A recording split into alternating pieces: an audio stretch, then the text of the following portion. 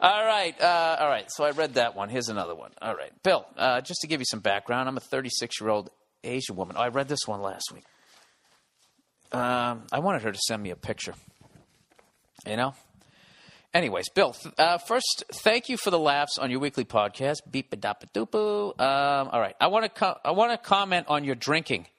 By the way, today marks the 7th month I have not boozed. You understand what that means? I am closer to a year than I am to not a year.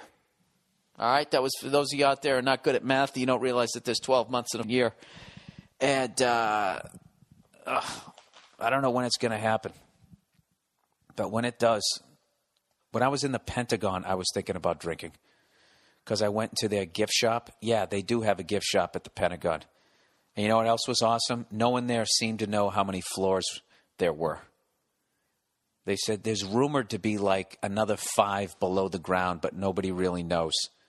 You know, I'm sure the one of the big generals was there. I'm sure he knows. I wonder what happens when you get all the way down to the bottom layer. Like, who the fuck is down there? You know, I bet it's a bunch of bankers.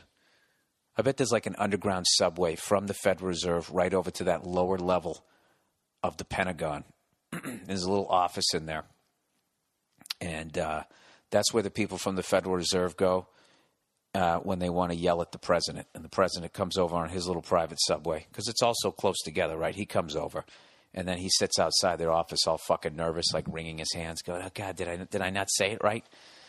Anyways, let's plow ahead here. Bill, I want to comment on your drinking. And if anyone could stick with any kind of schedule. Oh, when I asked if anyone could stick to any sort of schedule. Because I've been thinking about going back to drinking and just like one day every month, just getting absolutely hammered. Having Oktoberfest every month is basically what I'm thinking about. Oh, I know. I forgot. So I'm in the gift shop at the Pentagon, and they had these drinking glasses, and they had this giant one that had the Marine Corps shield or insignia, family crest, whatever the fuck you call it. And the second I saw it, I was like, I want to fill that up with some beer and have like 9 of those. So anyways, I asked if it was possible to do something like that. The guy said, I just turned 25, and I've never had a sip of alcohol, smoked cigarettes, or taking any kind of illegal drug. Never, not even by accident, and it's been by choice and nothing religion affiliated. My friends / coworkers also poke fun of me for not often saying that they'd be able to get me to drink at least one. In general, everyone has the same reaction. Jesus Christ, how do you unwind? You must be boring, etc.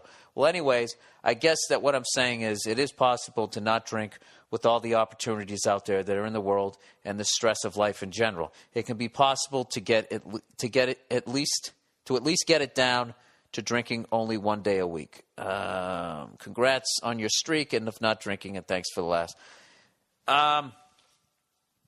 Well, that's different because you've never drank. I wanted to hear from a drinker. See, the thing about you is you've never opened Pandora's box. And I've said this before, but it's very easy for me not to do heroin every day because I never did it. So I don't know what I'm missing. You know? I've never gone to Vegas and just actually called one of those whores and had them come to my room. So when I go out there, I never think to do it. And then I don't feel like I'm missing anything. But the thing is when you do shit like that, when you've done it, when you've lived that life, that's when it's fucking hard. The other night I was driving home from the fuck was I coming from? The Comedy Store. And I was just sick of being sober. I was just driving going, I want to get fucked up. I just want to do it. This is getting ridiculous. I'm actually sick of thinking clearly. I can't explain it. It has to do with that shit though, because I know how fun it is to get drunk, you know? And I haven't had any embarrassing things happen in 7 fucking months, so I forget how stupid it is. But, God damn it. The only reason why I'm not drinking is because if I don't drink and then I try to beat this streak, I got to start all over again and go 7 fucking months. Ah, Jesus Christ, what the fuck am I talking about? I don't even know. Let's move along. Let's go with underrated, overrated for this week, everybody. Bill, new fan of the podcast. I'm going to skip all the ass kicking Ass kissing. I've noticed you do a lot of overrated, underrated, so here's mine. Overrated, bars. Speak of the devil, bars. I just turned 21, and I'm starting to check out the bar scene. What a fucking joke. A bunch of drunk tool bags and filthy hooas, as you would say. What happened to sit around drinking with your friends? I'd rather have a beer with some close friends than go out to a crowded bar filled with people I want nothing to do with. Spending all my money on watered-down drinks. Anyways, keep doing what you're doing. You're the man. Thank you. All right, dude, you go out to the bars if you want to try to get laid. That's basically the only reason why to go out and do it. Other than that, you're absolutely right. If you're of legal drinking age, just buy some booze and go home. Go to a house party. Watch a game with your friends. Cook out. Have a great fucking time. Play the music at the level you want to play it at. But the reason you go out to the bars is because of the whoas. It's because of the ladies. That's why you go out to them. Plus, they have a larger selection of the booze. But, dude, you're only 21. I mean, I don't know. Maybe you're really mature. You can be one of those people who's, like, married by 23 and has a kid, you know, in a fucking wheelbarrow. You know, I finally learned how to say that. I thought it was wheelbarrow. Like, roll out the barrel. It's barrow. And I don't even know why, but that's what the fuck it is. I'll give you an underrated for this week. Underrated would be the Kinks. I just downloaded some of their music. They're fucking ridiculously underrated. I know that they get credit. They sort of get like half credit. They kind of get lost in the wash between the Beatles and Led Zeppelin. And I don't know why. I don't know why, because as far as I can tell, those guys can write you any type of song you want. Great lyrics. They can write about heavy shit. They can write about light shit. They can fucking rock. They can actually do a ballad that isn't fucking cheesy. I actually downloaded Give the People What They Want. I bought that on vinyl when it first came out. And you know what? It still holds up.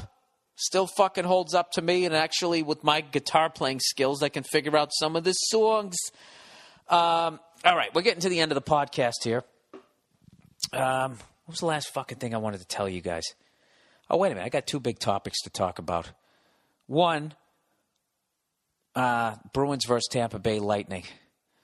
How the series went, the first game, we lost 3 to fucking whatever. It wasn't 3-1, but it was like empty net bullshit at the end of the game. But like, that's exactly what I was afraid of. And you know something? I'm so sick of these fucking non-hockey towns having great hockey teams. You know, it's a fucking waste.